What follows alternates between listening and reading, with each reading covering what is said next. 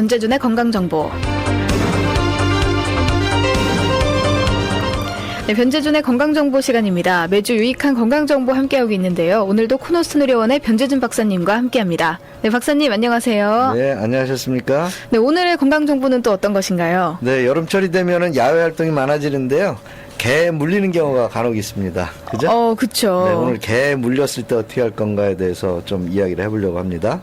근데 개에 물리면 일단은 뭐 상처가 아프고 뭔가 네. 이렇게 뭐 염증이 나지 않게 해야 되는 게 중요할 것 같은데요. 네, 그렇죠. 이제 개에 물렸다 그러면 의학적으로는 세 가지를 이제 생각을 해 보셔야 됩니다. 첫째는 지금 말씀하신 대로 개에 물린 상처를 곪지 않게 하는 것. 그러니까 곪는 게 첫 번째 문제가 되는 거죠. 근데 사실 뭐 이제 개 물렸다 그러면 사람들이 뭐 광견병, 공수병 뭐 이런 거 생각하는데 사실은 가장 흔한 거는 상처가 곪는 거예요. 예, 그래서 이 상처가 곪는 걸 예방하기 위해서 이제 어떻게 해야 되냐면 상처를 흐르는 물에 깨끗한 물에다가 이렇게 오랫동안 그 물을 흘려보내 가지고 상처를 좀 깨끗하게 하는 겁니다. 수돗물 같은 게 아주 좋은 방법이 되거든요. 이게 이제 사실 그 의학 교과서에 보면 우리가 뭐 이렇게 상처가 났을 때 거기를 뭐 소독약을 바르고 뭐로 닦아내고 뭐 이런 게 그 좋은 방법인 것처럼 이렇게 알려져 있지만은 사실 교과서에 보면 그게 아니고 깨끗한 흐르는 물로 상처를 씻어내는 게 사실은 균을 없애는 가장 좋은 방법이라고 되어 있습니다. 그래서 개에 물렸을 때도 마찬가지로 이게 깨끗하게 하는 거 이게 이제 중요하죠. 그렇게 되면 곪는 것을 예방할 수가 있게 되겠죠. 그러면요, 이제 물로 씻어서 상처가 곪는 걸 예방하지만은 결론적으로 뭔가 치료가 필요하잖아요. 그러면 어떻게 해야 되나요? 상처가 일단은 곪기 전에는 뭐 곪는 거에 대한 치료를 하는 건 아니고요. 이제 예방을 하기 위해서 항생제를 미리 써야 되는 필요가 있느냐라는 게 이제 그 많이 논의가 되고 있죠. 사실 뭐 이거는 의사가 결정할 문제예요. 우리가 어디가 상처가 나면은 그게 곪을지 안 곪을지 모르는 상황인 거죠. 그런데 곪는 것을 예방하기 위해서 미리 항생제를 쓰는 게 유용하냐 이런 거에 대한 결정은 전적으로 이제 의사가 해야 되는데 사실은 교과서적으로 말하면 개에 물린 경우에는 그 물린 부위가 손이라든지 얼굴, 목 이런 부분 같이 그 잘 곪고 곪으면 합병증이 아주 많이 심하게 생기는 그런 부위가 있어요. 그게 대표적인 게 이제 지금 말씀드린 손, 얼굴, 목 이런 부분이거든요. 그런 데에 물렸을 경우에는 미리 항생제를 씁니다. 그런데 그런 부위가 아닌 경우에는 예를 들면 뭐 발이라든지 뭐 다리라든지 이런 데를 물렸을 때는 반드시 항생제를 미리 써야 될 필요는 없다라는 게 일반적인 정설이에요.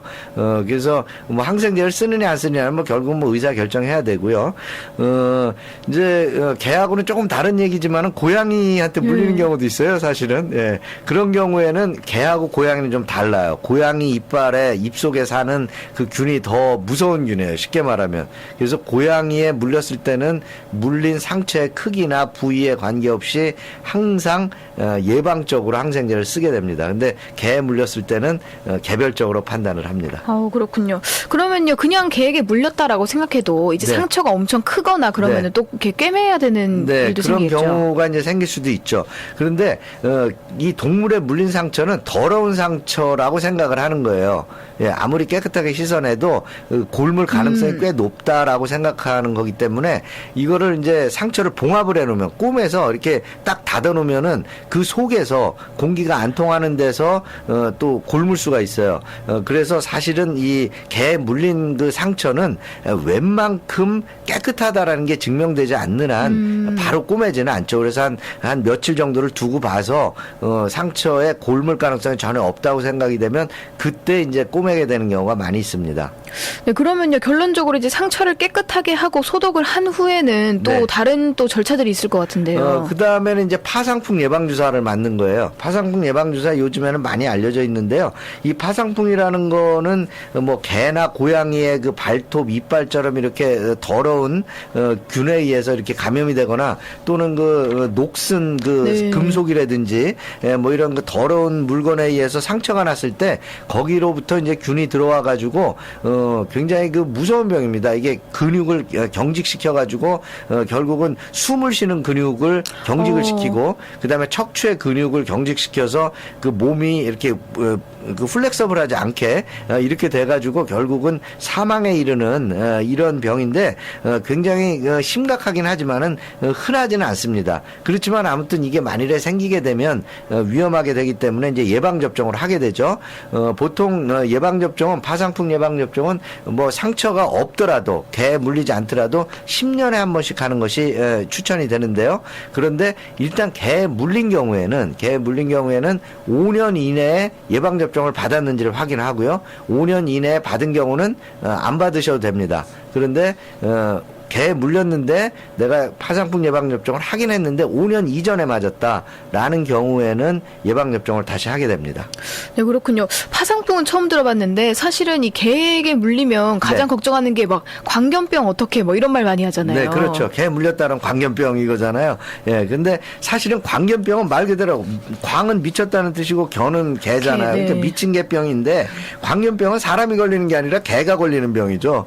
예, 그래서 광견병에 걸린 개가 사람을 물면 사람은 공수병이라는 병에 걸리는 거예요. 그럼 공수병이라는 건 뭐냐면 공은 공포할 때 공자고요. 수는 물을 뜻하는 숫자예요. 그래서 물을 무서워한다라는 건데 이 미친 개, 광견병에 걸린 개에 물리게 되면 사람이 공수병에 걸리게 되고 공수병에 걸리게 되면 그 증상 중에 하나가 물론 일반적인 증상은 뭐 열이 난다든지 뭐 정신 착란이 온다든지 뭐 이러면서 이제 이것도 이제 사망에 이르는 굉장히 위험한 병인데 그 증상 중에 하나가 물을 무서워하는 증상이 있다고 해서 아주 참 재미있잖아요. 특징적이고 그래서 사람들이 공수병이다 이렇게 이름을 붙이게 된 거죠. 영어로는 레이비스라고 부릅니다. RABIES 레이비스라고 부르는데 사실 굉장히 드물기는 하지만 걸리면 상당히 심각한 이런 병으로서 이제 광견병에 대해서 관심을 갖게 되죠. 근데요, 만약에 이제 뭐 광견병이 걸린 개에게 물렸을 때만 공수병이 걸리는 거죠. 그렇죠. 예. 개에 물리면 반드시 공수병에 걸리느냐. 그게 아니고, 예. 사람을 문 개가 광견병이 있을 때 사람이 공수병에 걸리는 거예요. 예. 그건 왜 그러냐면 광견병에 걸린 개의 침으로부터 이게 전염이 되는 거거든요. 그러니까는 개 뭐 이렇게 개가 발로다가 이렇게 헐켰다든지 이런 거는 공수병, 광견병하고 상관이 없습니다. 네. 물었을 때만 생기는 건데, 그 광견병에 걸린 개에 물렸을 경우에 생기죠.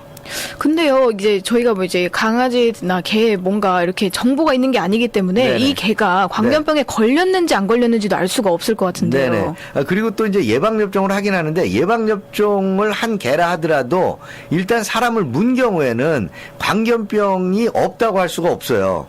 네. 왜냐하면 사람도 예방접종을 해도 그 병에 걸리는 경우가 그쵸. 있잖아요. 그러니까 개도 마찬가지인 거예요. 그래서 예방접종에 관계없이 개가 사람을 물게 되면 그 개를 한 열흘 정도 관찰을 합니다. 그래서 이 개가 광견병에 걸린 개라면 열흘 동안 관찰하는 기간 동안에 개 행동의 변화가 나타나요.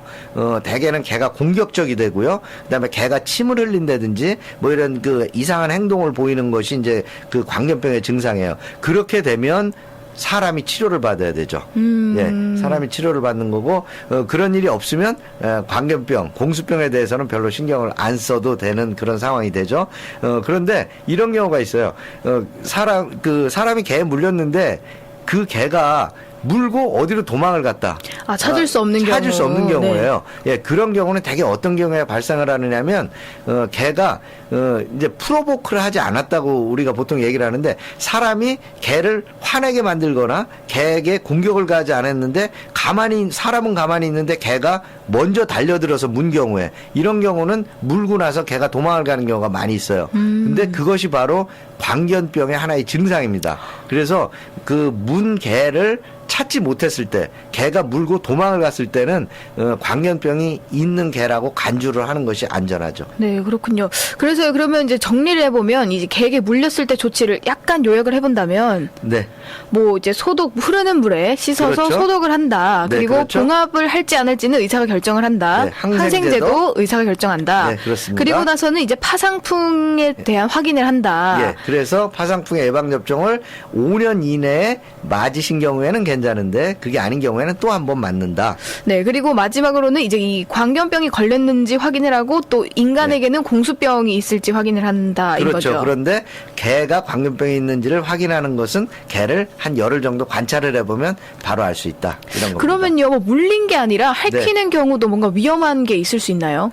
핥히는 경우는 사실은 있죠. 그런데 개가 핥히는 경우는 좀 드물어요. 고양이가 그렇죠. 핥히는 경우 많죠. 예, 그런데 개 핥힌 거하고 고양이가 핥힌 거는 달라요.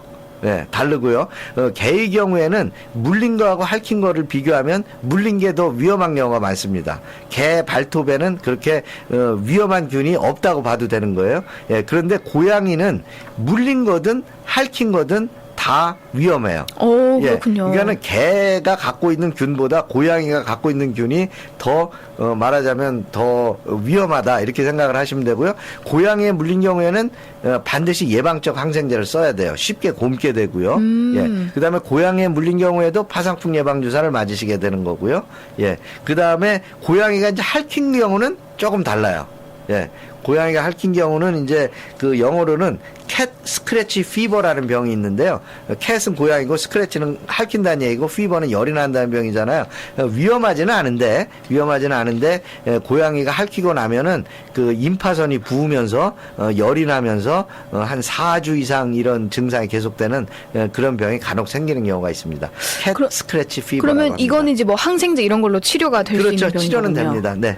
네, 그렇군요. 그래서 오늘도요, 정말 유익한 정보, 건강정보 코너스의료원의 변재준 박사님과 개에게 물렸을 때 그리고 고양이까지 합쳐서 핥혀졌을 때까지 배워봤습니다. 네, 박사님 감사합니다. 네, 다음 주에 뵙겠습니다.